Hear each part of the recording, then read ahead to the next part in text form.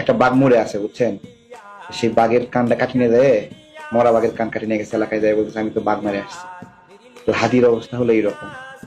ওই যে গণ অভ্যুত্থানের পরে আওয়ামী লীগ তো টাইট হয়ে পড়ছে, এখন আওয়ামী লীগের লেজ কাটি নিয়ে দেয়, সবাইকে দেখা যাচ্ছে আমি কিন্তু আওয়ামী লীগের লেজ কাটছি, অথচ গণ অভ্যুত্থানের মধ্যে তার কোনো ভূমিকা ছিল না। ঠিক আছে, তো এরকম মাথা ঝুঁকায় ঝুঁকায় বক্তব্য দেওয়া, যখন কোনো আতঙ্ক থাকে না, ভয় থাকে না, তখন সহজ। কিন্তু সত্যিকারে মাথা ঝুঁকানো যখন, তো বিপদ থাকে। হ্যাঁ, এই যে দেখেন এখন আওয়ামী লীগের কেউ মাথা ঝুঁকায়, কেউ ঝুঁকায় না, মাথা নড়ে না।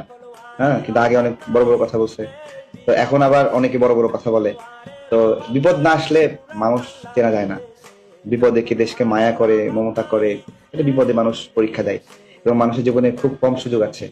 ঠিক আছে, ওই চিল্লাচিল্লি করে, মানে নোংরা কথা বলে বক্তব্য দিয়ে ভাইরাল হওয়া যায়, কিন্তু যেই মানুষকে এই যে বলছে যে গোপালগঞ্জের ছিঁড়ে ফেলবে, ঠিক আছে, এই যে একটা কমিউনিটি আঘাত, আমাদের কতটুকু শব্দ উচ্চারণ করে কাউকে গালি দিতে হবে এটা শিখতে হবে, জানতে হবে।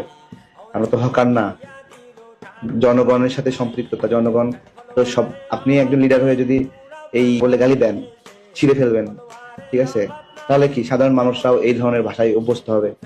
গণ অভ্যুত্থানের পরে প্রথম মবের কালচার তৈরি করতে হাদি, কোনো প্রয়োজন ছিল না সে সময়, অযথা কোনো কারণ ছাড়া যমুনা ঘেরাও করবে। কিরে, যমুনা ঘেরাও করে কি ছিড়বা তুমি? কার কি ছিটতে গেছে?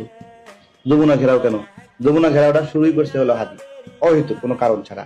তারপরে কি বলছে, 10 ট্রাক নিয়ে সে সিলেটে যাবে। বাপ রে বাপ, এমন একটা ভাব যে 10 ট্রাক অস্ত্র নিয়ে এসে যাচ্ছে। তারপরে যাওয়ার পরে এখন কয় কে কে রে, কেউ কেউ আমার থামায় না কেন, আমি আর কত দূর যাবো 10 ট্রাক লইয়া? ঠিক আছে, এই হলো একটা অবস্থা।